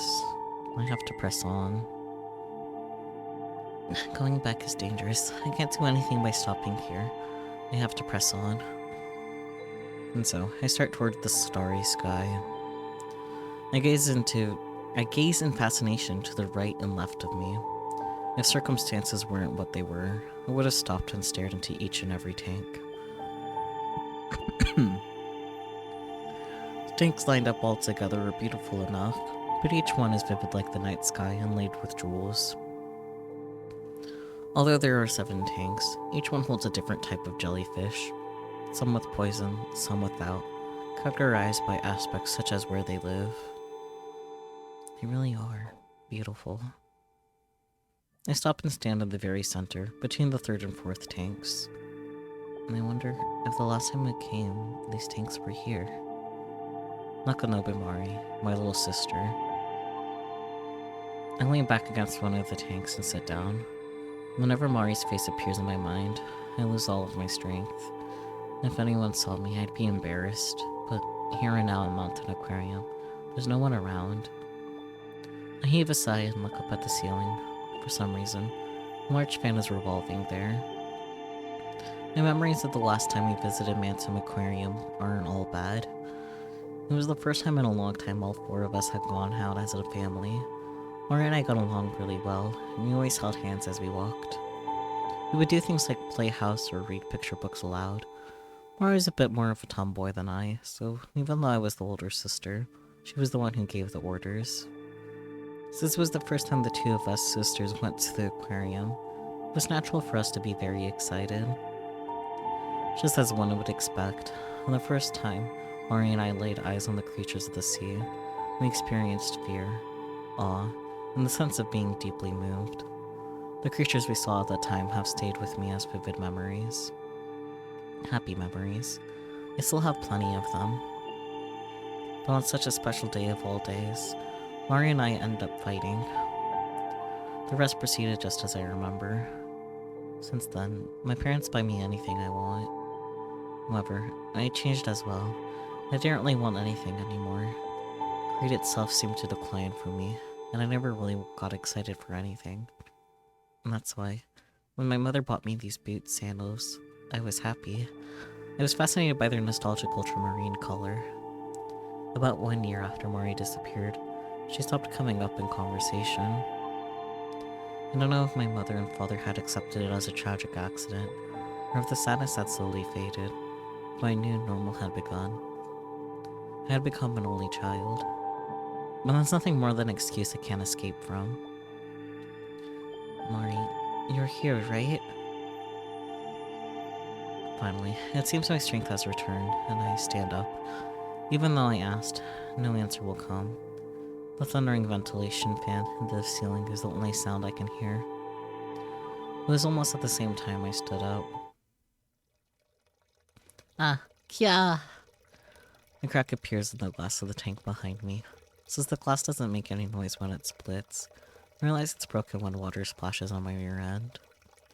Water continues to flow out, gradually spreading to my feet. The amount of water from the tank is more than just puddles after a heavy downpour. Along with the water flowing forth, jellyfish that had been in the tank until just a moment ago flowed out. In order to avoid contact with the water already soaking my sandals, I stepped back from the puddles without looking away. How? Why? As if to play further with my already bewildered mind, the tank behind me also cracks. Are we gonna drown again?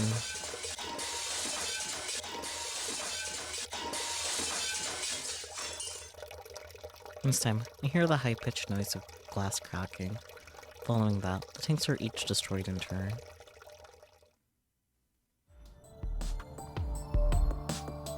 Oh boy. Being stuck in the middle of the passage, water is closing in on me from all sides, leaving me pressed in between. The edge of the water is steadily drawing near. What should I do? The words that slide from my mouth also float away with the water. The color of the tanks that had once been so vibrant now seem eerie to me. Among these jellyfish are poisonous ones. Even worse, some of them are fatal. On thinking that, my legs began to shake in fear. No. But no matter how frightened I become, I know I can't sit down. As if the area I'm in is shrinking, watery and jellyfish are both heading towards me, and it's impossible for me to touch the floor. Oh boy. Oops. Well, if I say I can't think of anything, that's definitely gonna lead to death again, and I don't feel like dying quite yet, so I guess I have no choice but to run straight through. Now, if this dies anyways, then... yeah. I no longer have time for doubt. At a glance, the door at the opposite side is closer than the one I came through. From here, the distance isn't too far to the interior door. Running at top speed should be good enough to reach that one. I hesitate for a moment, then grit my teeth and take off running.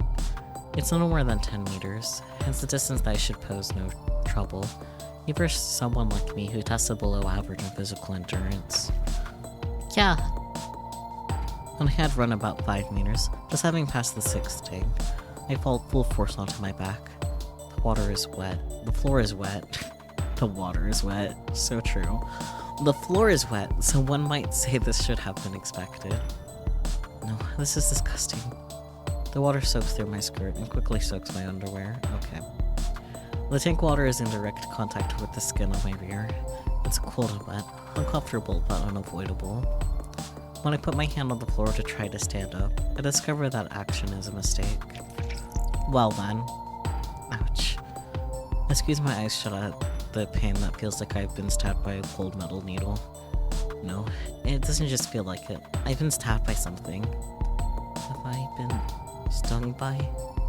Shaking, I shift my line of sight to my hands. A jellyfish is covering my right hand. At that moment, I get upset that I can't feel the coolness of the water around my right hand. I got stung. What do I do? Someone! The pamphlet introducing the jellyfish has gotten mixed up with the pieces of glass from the tank. Man of War. I noticed the name without much of a reaction, but it has to be poisonous to be called that. There have also been incidents of fatalities. Poison. What do I do if I've been stung? Do I clean it? Is it bad if I don't clean it? I can feel my pulse quickening. I wonder if it's the poison making its way through me. What do I do? What do I do? What do I do? When I try to will myself to calm down, my impatience ramps up. Someone help me. I think we're dead. I think we're dead, boys. We died it again. Good thing I saved. Trying to use my pulsating right hand for support to push myself up, I slide in the puddle and can't stand. It hurts. It really hurts. I put water in the area where I'd been stung in an attempt to rinse it out. However, the opening of the wound stings and startles me. I need fresh water. Trying to apply pressure to the vein, I tightly grip the area where I'd been stung. Dad, Mom, Kimi no, Mari. Wanting to be saved, I called out as loudly as I can. However, in reality, my voice had already grown hoarse. The corners of my eyes grow hot, and from them fall individual droplets. No, I'm going to die. My voice is no longer really a voice at all. Heck. Before long, an electric shock runs through my right hand. The subsiding of the intense pain brings my senses back to me. But my voice will no longer come out. Even when I try to think of something, nothing happens except a sensation of pain rolling inside me that fills me to the brim. Unable to control my body, I fall to the ground. First my head, then my chest. From my stomach to my feet, having fallen on my face, half of my body submerged in water. My heartbeat quickens. I become acutely aware of the flow of my blood. Heck. Unable to stand it, I vomit. The very idea of being able to endure it no longer occurs to me. Even so, the poison won't be expelled from my body. My entire being becoming numb is proof that my blood has been pumping so quickly has worn down my veins. Huff, huff. Wanting to rinse out the remaining vomit in my mouth, I suck in water. It tastes like salt. Within my body, I'm struggling with all I have. On the outside, my shell has long exceeded the limits of its stamina. Blood is soaking through the capillaries of my eyeballs, and the puddle spreading on the floor are pierced with red. Gradually, I stop feeling my blood flow. Is it because my heart has stopped, or because my consciousness has disappeared? Either way, my consciousness stops and fades into the darkness. For the same simplicity that a ventilation fan spews out cold air, my breath is evacuated from my body. Well, that's death, alright. Nope. When I come to, I'm still gazing into the cylindrical tank, vacantly, thinking nothing other than, I wonder if something's in there. I just stare at the tank. I have neither the urge to call out nor the desire to walk away. Merely the sensation that my consciousness alone is floating along the rippling sea. Why on earth am I here anyway? What have I come here to do? Whether I can remember or there was just no reason from the beginning. The jellyfish are pretty, especially this jellyfish. Its color is so bright. The voice that starts talking right in front of me catches my attention for some reason. I feel like I've heard it before somewhere. Well, who is it? I'm unable to remember clearly, seeing only a wavering face that won't come into focus. Anyway, Mayu, where did she go? Mayu? That girl. She talked like she was looking for someone. Poor thing. If she's lost someone here, she probably won't find them. Wait a second. Where is this to begin with? Swaying, swaying, softly, softly. Drip, drop. The sounds of drops resonating all around me. Gradually ceasing to care, my consciousness melts into the water.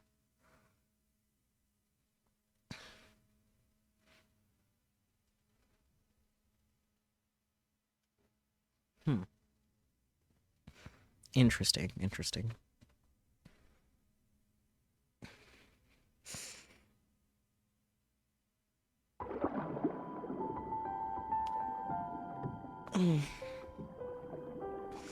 Well, we died it again.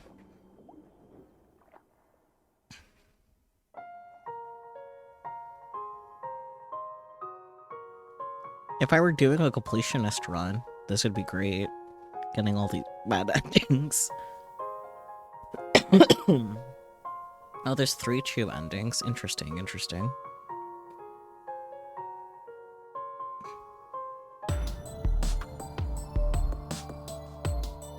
Well, okay, so apparently you gotta do nothing in order to survive, maybe, in theory.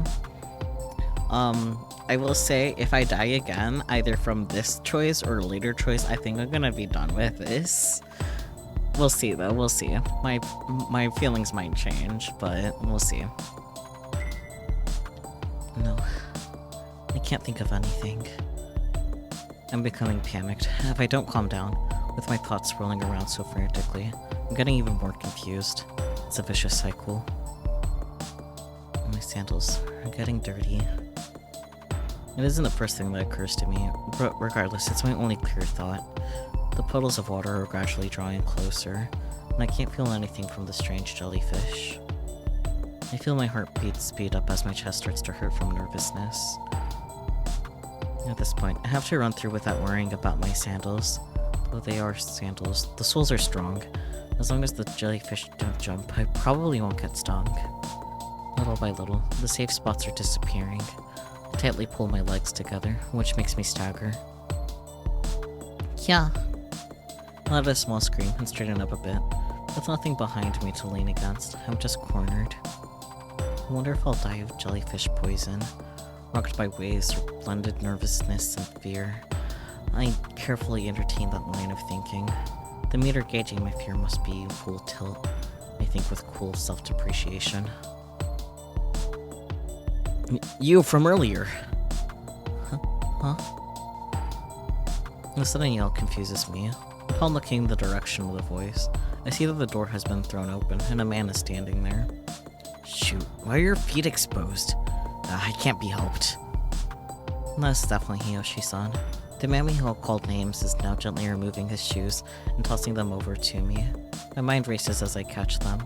They're thick-soled boots. But there's all to make your way over here. All the jellyfish floating there have deadly poison. Be careful. I take off my sandals and put my feet in his boots, just as he tells me to. The size doesn't fit at all, and they're way too big. But not so big I can't walk in them. I cautiously take a step and, confirming it's alright, take my second, then third steps toward him with my sandals in one hand. Thank you very much. You can thank me later. For now, don't look around. Just come toward me.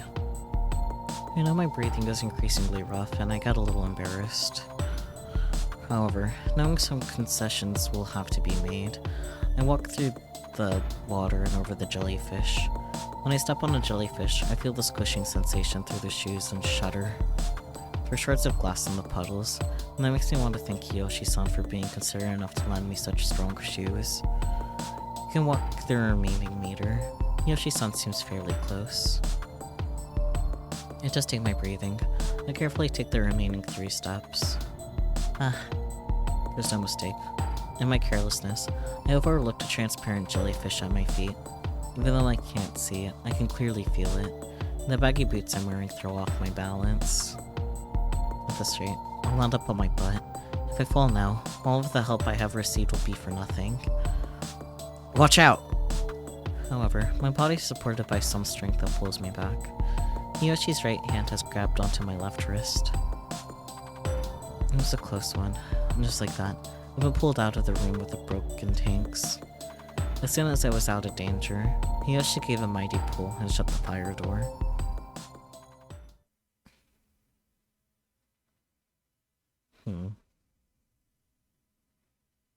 This is... in front of the souvenir stand. More importantly, why are you here? Hiyoshi-san steadies me against the wall in front of the souvenir stand. The terror from a moment ago hasn't escaped through the heavy, dark gray emergency door. Isn't this the mountain aquarium? Besides, before I met up with you, Hiyoshi-san, there was so much. Hiyoshi-san just stares at me in my flustered state. Alright, calm down, Mayu-chan.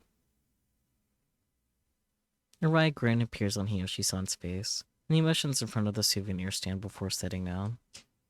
Today I have nothing but bad memories in relation to the floor, so I nearly lean against the wall, there. The gacha machines are still there, but the whole lineup is new, and I don't know a single one of the products.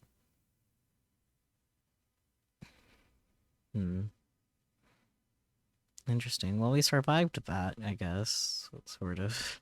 Barely.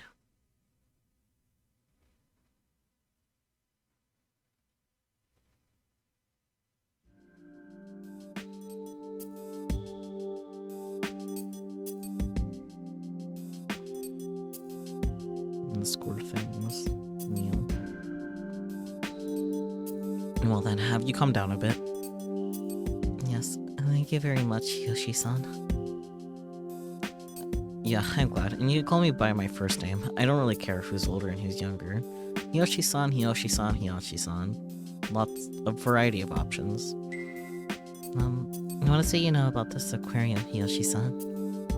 Jeez, I told you you can call me by my given name. Alright, Grin appears again. Well, there's nothing I can do. You have some hesitation about actually calling an older guy by his given name. I've only heard his first name once, so I don't really remember it. After that, Yoshi-san makes a serious face. I think of him as a light-hearted person, but as his mouth straightens, his face seems very focused. Well, it's fine. At any rate, there's only one thing I know. This is Manton Aquarium, but it's not Manton Aquarium. Makes sense. It's not Manton Aquarium? Something like that. I don't know the principle or the cause behind it, but this Manton Aquarium is on a distinct time axis from the one you and I visited earlier. Mayu-chan. That's what I think. I can't think of it as anything else. Huh?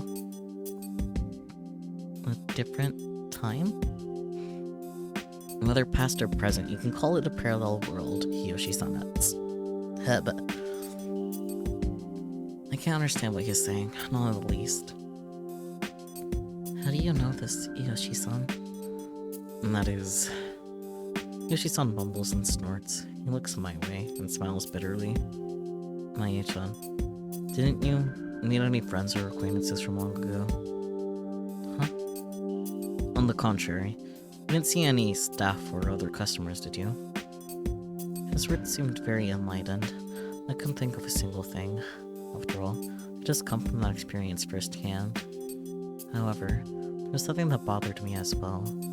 Yoshi-san had said long ago, Mari, you hadn't changed since that day. But then why? I don't get it, that bit about long ago. Therefore, I rejected it. In doing so, I confirmed the fact that I had reunited with Mari. Is that so? It seems I said something a bit strange then. As he looks away and says this, I have no response for him. Staying like that for a moment, Yoshi-san says, by the way, and continues speaking. I think what caused the glass in the jellyfish tank to rupture was an expansion of gas from something within the tank. So the gas expanded and ruptured the tank from within? If we're thinking about the cause, right? Since there's no staff in a space-time distortion, then it's not strange for the oxygen modulator here to break down. And it wasn't the work of ghosts? To my murmuring, he had no answer. Even if we have to force ourselves, we should think positively, right? For us to come here and there to be ghosts, it's not something I can take. Can we get back to our original time axis, or something like it? Making it back, definitely. Yoshi-san asserts decisively, without looking me in the eye. Once again, he starts the next topic with a quick, by the way, and that girl that was with you, the one who seemed into the occult and stuff, what happened to her? You mean Himeno? Yeah, Himeno-chan. Weren't you together? And I inflate my cheeks without thinking about it. When he notices, I become embarrassed and look down. I rest my hands on my knees, and moving them up and down say, I don't know. You're pretty easy read, Mayu-chan. Got into an argument, did you? It has nothing to do with you, Hiyoshi-san. Still, you did get there was something foul about this aquarium, right? Mayu-chan, experience that yourself. At his words, a pang of pain surges through my chest. That room with the rotting corpses, the sudden cracking of the tank at the jellyfish booth. When I think the same incidents could have happened to Himeno, I instinctively leap up. Speaking honestly, I have no desire to see Himeno's face, but knowing the whole aquarium is dangerous, I can't calm down. What ifs? Imagining possibilities alone makes me want to cry. Wait a second, Maya-chan. You must be tired from all that's happened. Moving quicker than I do, Hiyoshi-san's hand holds me back. I'll go look for Himeno-chan for you. I'm more knowledgeable about this place. You wait here. As he says this, Hiyoshi-san gives a thumbs up. It was a mystery to me. We had only met just today, and had an inconsequential conversation, so I wondered why he had come to rescue me. He was even showing concern for Himeno. He was supposedly a total stranger, so why?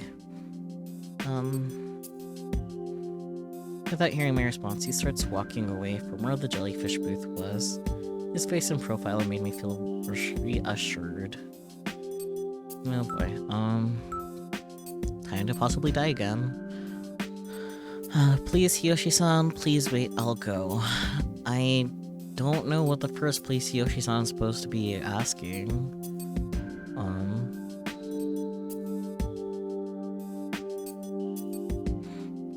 Let's go with it, though.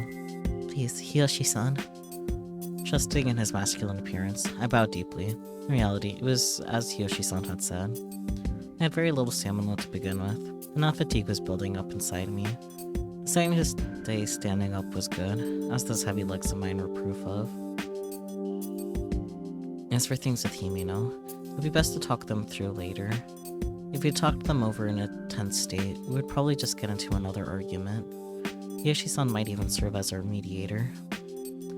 As expected in this gleaming building, he didn't have to walk far before he disappeared. The sound of his gradually fading footsteps had also disappeared.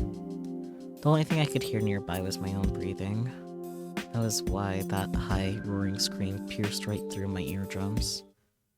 Kia! It was a scream that seemed to have echoed through every corridor. No, in and out of this whole building. It wasn't just someone shouting, but someone crying out as if spitting apart their throat. At the sense of impending danger that voice bore, my own throat began to tighten. That scream. That voice wasn't merely familiar. It was the voice of Hiyoshi-san. It had been right in front of me just 1 minute earlier. After that single loud scream, I could no longer hear his voice. Hiyoshi-san? I quickly stand up, running to the source of the scream. And this place connects the tube tunnel booth and the souvenir shop.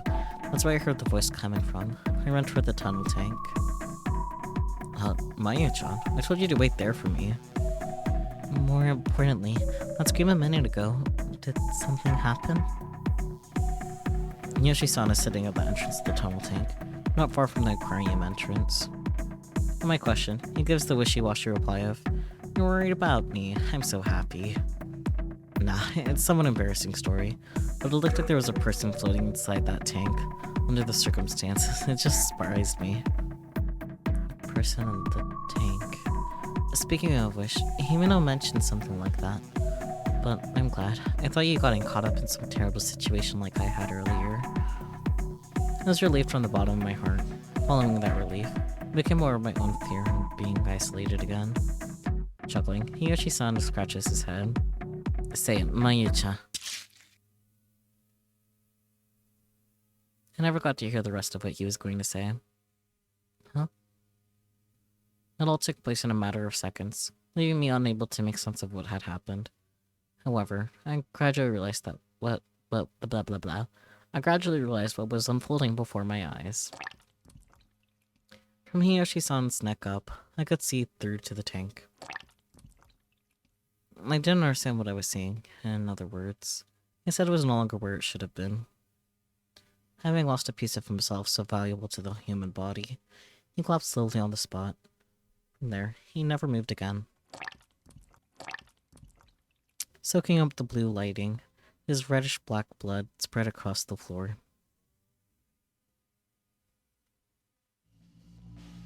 Well then. That's nice.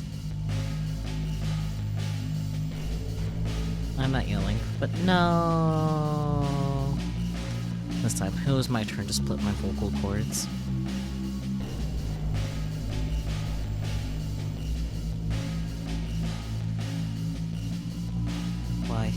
How had he gotten like this? What could have happened to have left him in this state?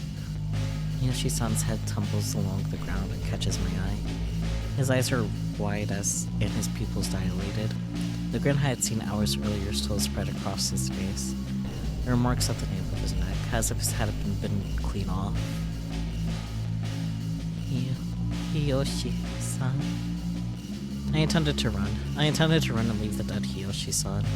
Whatever left those bite marks was still nearby, but I couldn't do it.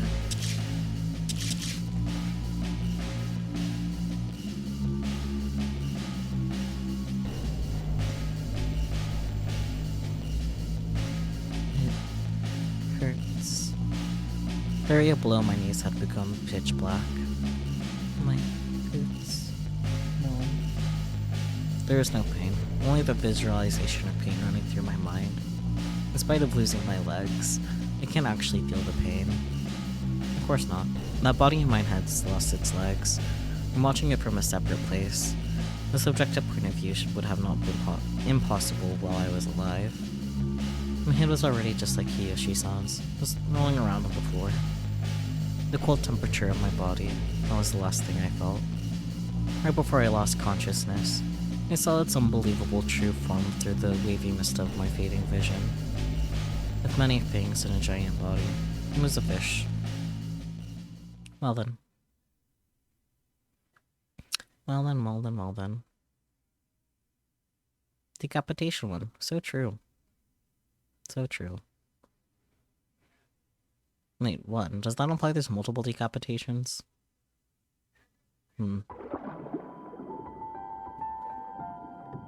It's him this time on the screen.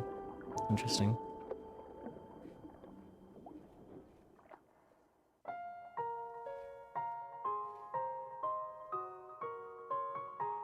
Well, I think that's enough of that, actually. It could be fun to revisit some other time, but, like, I'm not interested in continuing to... Like, if I was in a completionist mood, sure, fine, whatever. But I'm not. I'm really not. So, that's that, I guess.